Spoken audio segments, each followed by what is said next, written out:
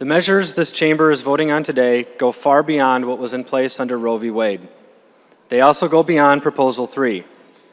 It is abortion extremism, plain and simple. And it will have deadly consequences not only for unborn children, but potentially also for the women seeking an abortion. This bill strips provisions designed to protect women out of state law, and it puts women in danger.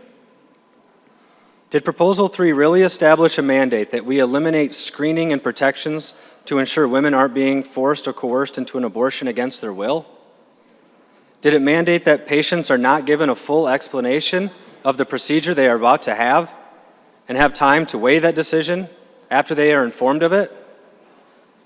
Did it mandate the elimination of common sense protections to make sure clinics are safe and sanitary? That's what Democrats are proposing here today. This legislative practice is aiming to allow abortion at any time, for any reason, with no limitations, right up until the second a baby leaves the womb. If I am incorrect, I would appreciate if someone would explain what the limitations are. Are we really, as a state, going to take a position that a child inside the womb, through all stages of development, even when fully capable of living on its own, has no legal rights? That is shocking, and that is wrong. Proposal 3, sadly, did take away much of the legislature's ability to regulate abortion and provide protections, but it didn't take away everything. Proposal 3 maintains a compelling state interest, which, it says, is for the limited purpose of protecting the health of an individual seeking care consistent with the accepted clinical standards of practice in evidence-based medicine, and does not infringe on that individual's autonomous decision-making.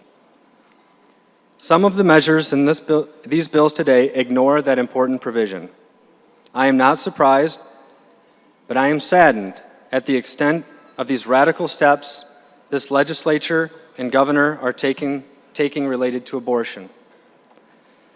We have a governor who spent money promoting abortion to residents in other states, but has vetoed funding to promote adoption and maternal health here in Michigan. She is pro-choice when it comes to the choice that ends life. I am still baffled about how that is going to help turn around Michigan's population decline. It does not take a mathematician to figure out that abortion isn't going to help turn around the population decline in a state where more than 1.2 million induced abortions have been reported since 1982. It's going to do the exact opposite. And this legislation today is built upon the fallacy that somehow Michigan laws make it difficult to get an abortion.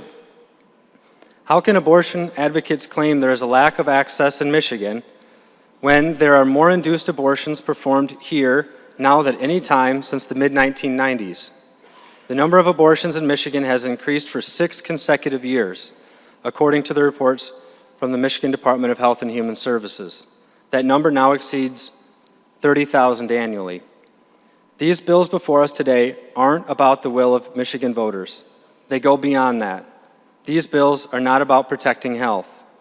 They are about promoting the abortion industry and advancing an anti-life agenda that gets more radical and extreme by the day.